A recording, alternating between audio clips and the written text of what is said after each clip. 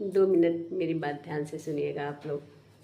ये मैं दो बेटियों की कहानी आप लोगों को सुना रही हूँ और आप कहानी सुन के कमेंट जरूर कीजिएगा कि आपको कहानी कैसी लगी। एक राजा थे, उनकी 2 बेटी थी। एक का नाम था कुंती और दूसरे का नाम था सुमति। तो दोनों बहनों में आपस में जब भी बात होती थी, जब भी वो अपने पिता के पास से गुजरती थी, तो दोनों बड़े ध्यान से अपने पिता को देखती थी और पिता मुस्कुरा देते थे। फिर एक दिन दोनों बेटियां आईं और दोनों बेटियों ने कहा, पिताजी आप किसको सबसे ज़्यादा प्यार करते हैं? अब पिताजी असमंजस में पड़ गए, पिताजी क्या बोलें। फिर दोनों बेटियों को अलग अलग कहे कि तुम लोग अलग अलग बताओ, तब मैं बताता हूँ कि मैं किसको ज़्यादा प्यार करता हूँ और किसको कम प्यार करता हूँ। मैं किसी को कम ज़्यादा प्यार नहीं करता हूँ, तुम लोग खुद समझ जाओगे।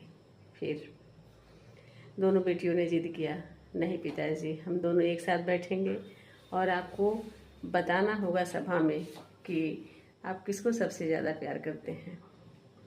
राजा की सभा लगी, दोनों बेटियां आईं, राजा के अगल बगल बैठ गईं और घोषणा हुआ कि अभी राजा जी बताएंगे वो अपने दोनों बेटियों में से किसको ज़्यादा प्यार करते हैं।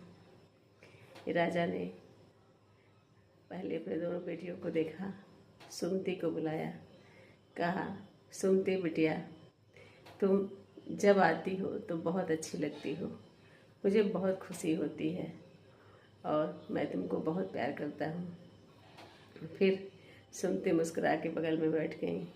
अब आई कुंती की बारी। कुंती ने कहा, पिताजी अब मेरे लिए बताइए। पिता ने फिर अपनी बेटी कुंती की तरफ देखा और कहा, बेटी तुम जाते हुए अच्छी लगती हो, तुम्हें मैं बहुत प्यार करता हूँ।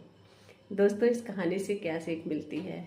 ये कहानी लक्ष्मी जी और दरिद्रता की है। दोनों सगी बहनें हैं, लेकिन जब लक्ष्मी आती हैं तो घर में रौनक आ जाता है, लेकिन वहीं अगर दरिद्रता आती है तो रौनक नहीं आता है, मायूसी छा जाती है। लेकिन चूँकि ईश्वर हैं, ईश्वर तो सबको मानते हैं, तो ईश्वर कहाँ भेदभाव करते हैं। इसीलिए उन्होंने तर्क दिया कि बेटी लक्ष्मी को कहा तुम आते हुए अच्छी लगती हो और कुंती को कहा कि तुम जाते हुए अच्छी लगती हो। दोस्तों, आज की कहानी यहीं ख़त्म होती है। आप लोग बताएं कहानी कैसी लगी?